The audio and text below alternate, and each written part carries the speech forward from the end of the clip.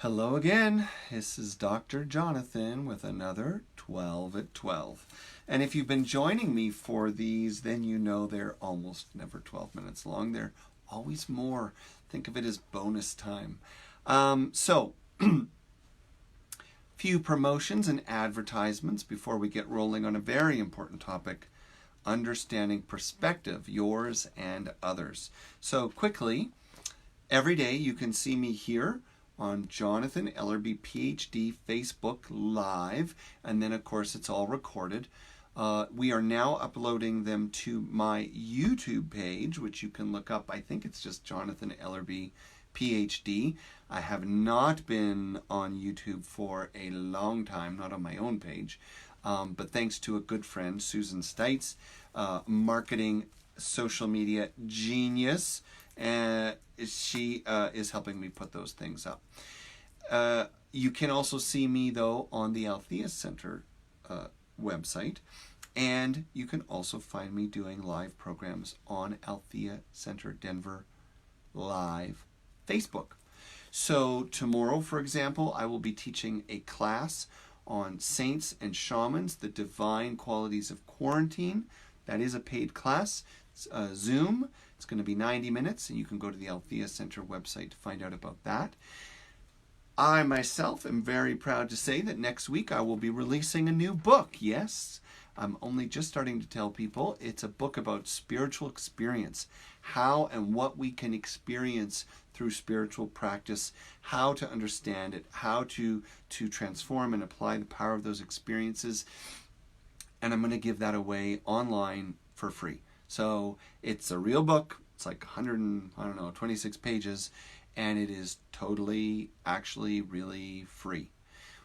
I will also be offering a special package with an audio program that includes 30, that includes 30 audio sessions that are each about 20 minutes long, plus an hour-long audio program, plus a 22-minute class on a spiritually centered life for $37. Have I lost my mind? Apparently. So there's just lots of good stuff coming up, and I'd also love you to join us at Althea on Sundays. We have a gathering live every Sunday morning online. So that's typically why I think our live 12 at 12 lasts more than 12 minutes, because I take 3 minutes just to tell you about what's going on. All right. So we talked about perspective yesterday. We talked about the 3 tiers of worldview, the star, the eagle, and the mouse. If you haven't seen that, you're probably going to catch up on that. So let's dive into another principle, but I'm going to invite you to take a breath first. Let's get settled, even if you're home alone and it's boring and you're in quarantine. Let's calm the mind. So, closing your eyes, deep, refreshing breath in. Big sigh, exhale, relief out. And then just quietly work with your breath, extending the exhales. Long, slow inhale. Feel the way you settle down.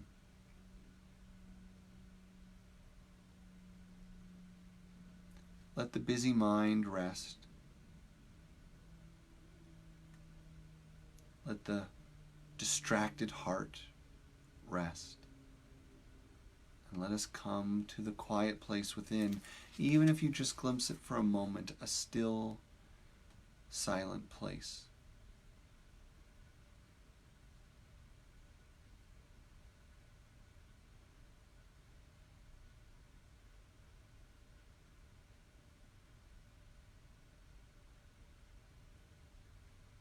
And in that silence, an old writing by a mysterious character from the past, Guilevic, Guillevic.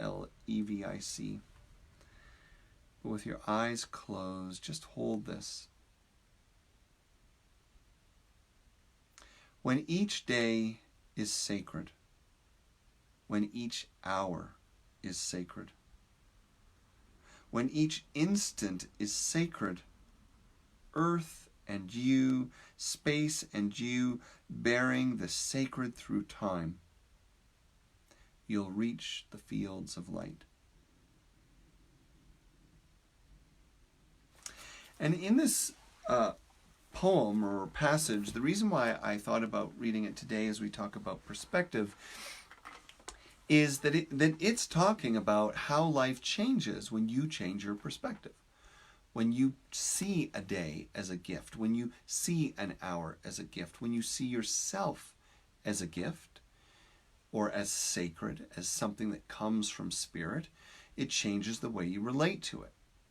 Now, the basic principle that I want to review today is something that I certainly teach a lot, and I will teach it a lot probably forever, because I think it's one of the most important things we can be aware of in day-to-day life if we seek balance, healthy relationships, or spiritual growth. And that is to understand that most of the time we do not see what we are looking at. We see what we're looking through. Most of the time, most of us, I'd almost like to say all the time, but most of the time, most of us do not see what we're looking at. We see what we're looking through. There's sort of an old saying, I think it's an ancient scripture that says, never go to the grocery store hungry. I'm just kidding, it's not scripture. And the idea is that when you go to a store and you're hungry, not that you're going to a store right now, but the idea is that when you go to a store hungry, you don't see what you need to get, you see what you're hungry for in the moment, right? If you think about a time in your life where maybe you were dating or interested in dating, you know, you walk into a room and instead of seeing all the different wonderful kinds of people and ages and faces and stages of life represented, all you see are the people that are eligible. You can't even remember who else was there. And if you can't see someone eligible, maybe you even leave, right? So the point is, we don't see what we're looking at. We see what we're looking through. And this is a very important principle to understand as we are looking at people's behavior during this time of pandemic. So where I live in Colorado, the state prescription for stay at home has advanced week by week by week. Now the first signs and requests of it came 3 weeks ago. And so 3 weeks ago we locked ourselves up. We got our shopping done as best we could. Of course, most things were cleared out already, but we did our best to get ready to be in. And yet, certain communities around us remained still very busy. In fact, I believe it was a week later that, and I'm not trying to be mean about this, but the Boulder city restaurants were filled with people. And so Boulder had to declare an emergency stay-at-home order so that the people would understand that what they were hearing wasn't just about New York and it wasn't about other people, it was about them too. So we all hear the same messages. Hand washing, stay inside, don't be involved with groups or people if you don't absolutely, totally have to. And then remarkably, there's like 100 different ways people respond. Like, yeah, I'm totally in quarantine, but now I'm going to the craft store and then the post office. But it's just quickly, you know? What is that? Other people won't leave the house. Other people leave the house covered in plastic bags and with a mask. Isn't it phenomenal that we can have one supposedly simple recommendation look so differently for so many people? And why is it that what seems clear to one is not clear to another? Or why is one person's idea of restricting community and contact different than another? Because none of us are dealing with this according to the facts. We're dealing with this all according to the filters. So for some people, the very act of being asked, or the very experience of being asked to stay in, is deeply triggering, right? Maybe there's been an experience of abandonment, abuse, forced confinement, loss of control through abuse or addiction in the home growing up, something like that. And so anything that even smells of a loss of control feels like a fight, right? Or we ignore it, or we overlook it. So they're not really hearing the request to stay in. What they're hearing is their reaction to it. And that's true for people who are staying in as well, because how you stay in and what you do or don't do, or wash and don't wash, that's also being filtered through your experience, your personality. So when we talk about being filtered, let's just quickly talk about all the different things that can filter the way we see a moment, and then we're going to conclude with one particularly important filter, and then 12 minutes are up. Filters. Filters include anything and everything that condition your response to what you are experiencing. Family of origin, culture, time in history, possibly karma, possibly past lives, experiences of abuse, experiences of trauma, the school you went to, your order in the sibling structure, friends you had and didn't have, world events. I mean, that's a lot already. And then we can add genetics, DNA, the actual structure of your brain chemistry, hormones, predisposition to mental health conditions, to certain personality traits. That's a lot. Like, that's 10 things that we've just listed that you are actually literally always looking through when you evaluate if something is for you or not. And you can think that you're a clear-minded, self-aware person. Oh, no, I'm sticking to the facts. Oh, no, this decision came from my heart. But I guarantee you, it came from your heart and the facts and at least 10 other filters that you've got to go through. That's also one of the gifts of the time of quarantine, which is that as so much of our life is pulled away, the filters of work and friendship and financial expectations and the ability to go shopping, when those things are pulled away, we start to experience things more filterless, without the filters of life. As we experience things without the filters of life, we start to discover ourselves differently. We start to relate to each other differently, and we start to feel the world differently.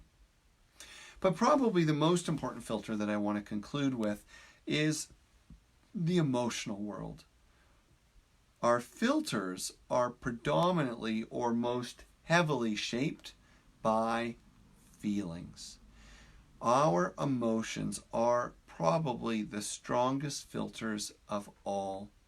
And so if you're wondering why your good friend who doesn't even need to work is thinking of going back to work during this quarantine, or working in a grocery store unnecessarily, even though they have people in their lives that might be at risk, it's probably that their decision is being filtered by a feeling.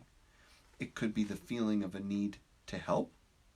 It could be a feeling of a need to rescue, like they don't feel comfortable at home without something important to do. Or maybe that's just it. That some of their choices are not based really on deep reflection of what's good for others, for self, for the world, but they're being driven by a feeling that they need to satisfy. They need to be significant. They need to be wanted. They need to be thanked, or whatever. Now, I'm not saying everyone who's out there doing things is like this. No, some people had jobs as helpers, as delivery people, working in grocery stores when this all hit. And maybe they don't even want to be there. So we have to be grateful to those people, the sacrifice that they're making.